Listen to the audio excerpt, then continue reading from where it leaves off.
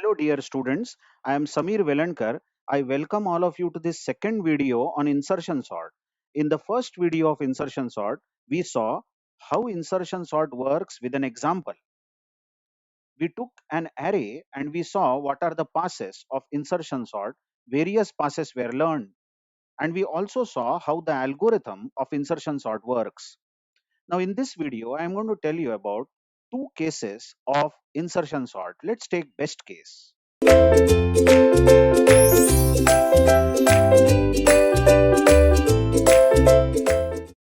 Now, what we mean by best case here is that when will insertion sort require least time to sort the array? Now, just imagine that the array given to us is already in increasing order. This is the array given. Now, it is already in increasing order, isn't it? And we ask insertion sort to sort this array. Then, if a sorted array is given to insertion sort works in best case. Let's see why. This loop I begins with 1, the major loop, isn't it? So we have I equal to 1. That means 0th element is sorted and rest is unsorted. The statement x is equal to ai is simply going to make x equal to 20. Just watch this. X is 20 and j, the other counter, begins with I. J begins with I. Now hang on in this while loop and just see how many times will this comparison get done. Now you will see that j is positive, the first condition is true, but what is a of j minus 1? Now a of j minus 1 means a0, that is 10, and we are asking is the previous element, that is 10, greater than 20, that is x, which is false. Oh, that means the element that we are trying to fix in the sorted part, the element that we are trying to fix here is already larger than the previous element. Then this loop breaks straight away, isn't it? In the very first comparison, the loop breaks. So how many comparisons did we do actually? Only one. We did only one comparison, notice, to fix 20, and outside the loop, when we come, aj becomes equal to x. That means aj, this a1 remains 20. It doesn't get disturbed. What did you understand from this discussion is, just put it like this. You just see, first of all, the array now is still 10 followed by 20, and 0 and 1 element is now sorted, isn't it? But what are you understanding is when you will try to fix 30, that is second element, that is when I will be 30, this 30 will be only compared with 20, and that is enough. We are not going to compare any previous elements, because if 20 is smaller than 30, then all the previous elements are smaller. So only one comparison fixes 30 at correct place. So what happens when I really becomes 3? We are trying to fix 40 at correct place, but 40 will be compared only with 30. And as 40 is already larger than 30, it has to be larger than all the previous elements. Same thing will happen for 50. So for fixing 20, 30, 40, and 50, we needed only one comparison. So 1 plus 1 plus 1 plus 1. Just check this. I'm sorry for this. 1 plus 1 plus 1 plus 1. Exactly 4 comparisons. One comparison for fixing 20, one comparison for fixing 30, one for fixing 40, and one for fixing 50. Exactly 4 comparisons were needed. So what that means is, if n is 5, if n is 5 element array, if you take, then number of comparisons are 4. So in general, for any n element array, number of comparisons is n minus 1. Now this is clearly a polynomial of degree 1. So we can say time needed to sort n elements is of the order of n. That means in the best case, insertion sort does only n comparisons. That's great. It's very fast. Insertion sort is very fast when the array is sorted or partly sorted. Only few elements are out of order. Rest of the array elements are already in their place. Then that is best case, because only few elements have to be compared with all the rest of the elements which are above it, isn't it? So Tn is equal to On is the best case. Now, many of you might be thinking that how you are writing big O. Now, if you have not watched my earlier videos on asymptotic notation, you just say you just see that many students are under an impression that big O means worst case. It is used for worst case.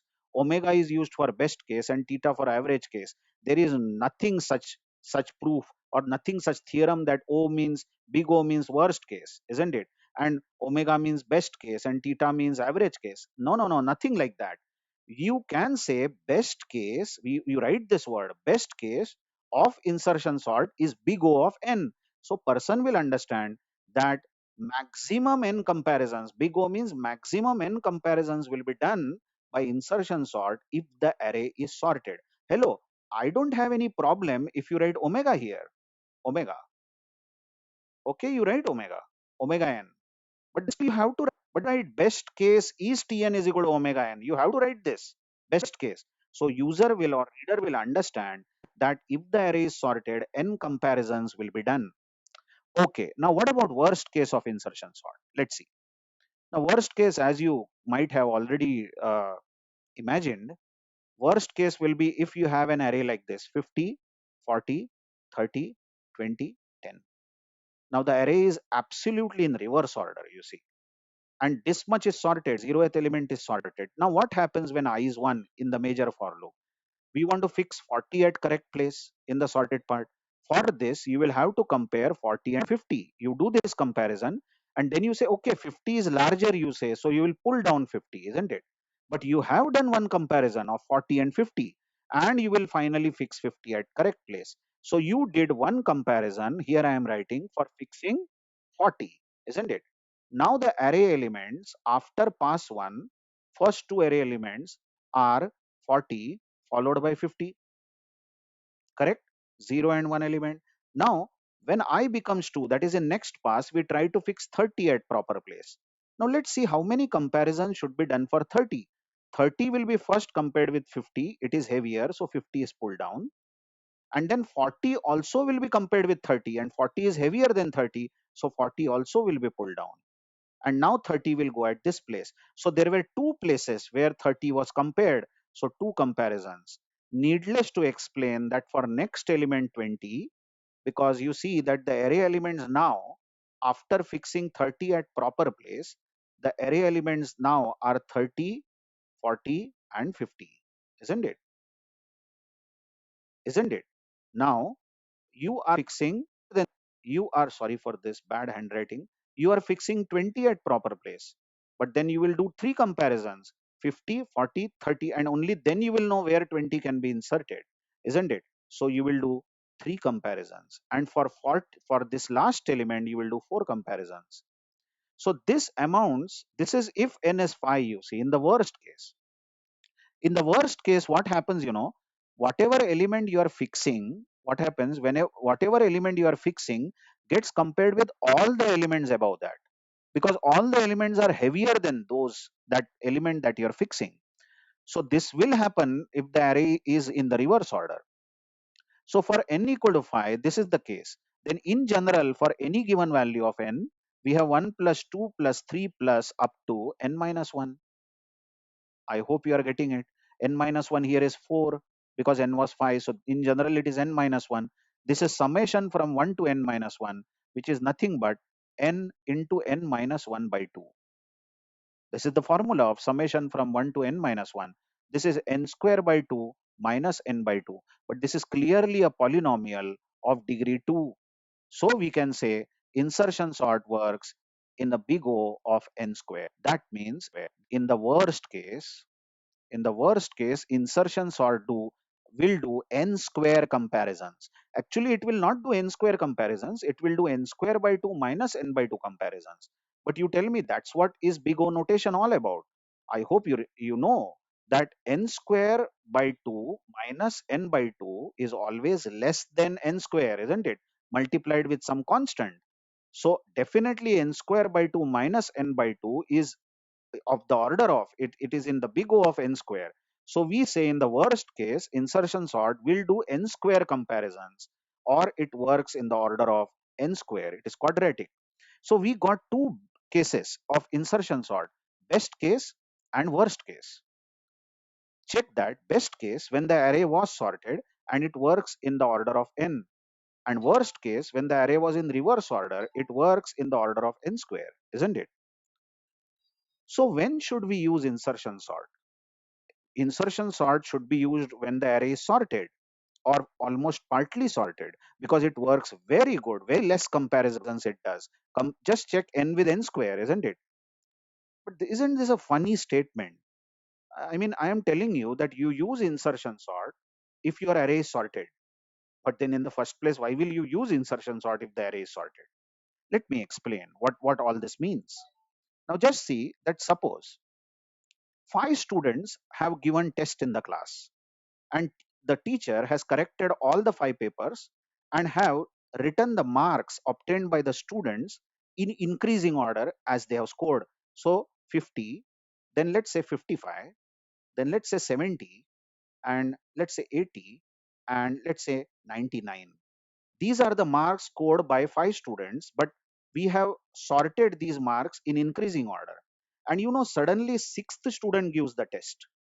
Now, sixth student gives the test and scores, let's say, scores 75. So, what do you think? Isn't the sixth student supposed to be stored with the mark 75? But hello, we want this array to be sorted again. And now, if you use bubble sort for sorting this array, just check this. Bubble sort, you can see that there is only one odd man out here. Rest of the array is sorted. If you use bubble sort, then you will be comparing 0 with 1, first element, then first with second, then second with third, and you will do all the waste of time because all these array elements are already sorted. And if you use selection sort in this place, if you use selection sort, then selection sort is also too much. What it will do is it will find out minimum element from the entire array and it will fix that minimum at proper place. But hello, first few elements are already sorted. There is only one odd man out. That means this array is almost sorted and there is an odd man out joining it, correct? Then you call insertion sort. Best place to use insertion sort is this example, isn't it? So what happens to 75 really? You call insertion sort first of all. Then for first element only one comparison is done. You know that performance of insertion sort. For second element only one comparison is done. Similarly, for each of these elements only one comparison is done. But for 75, 99 is pushed down, okay, and for 75, 80 is pushed down, fine, and 75 gets fixed at the place of 80, isn't it? So now the array is 50, 55, 70, 75, 80, 99. But you see, insertion sort did very less work for this sorted part. Almost all the values were in place, so only one comparison was done for these elements. And it did some work for that odd man out. So that's where you use insertion sort. Very good sorting technique. It has best and worst case, isn't it? And you also know the places at which you will use insertion. Thank you very much.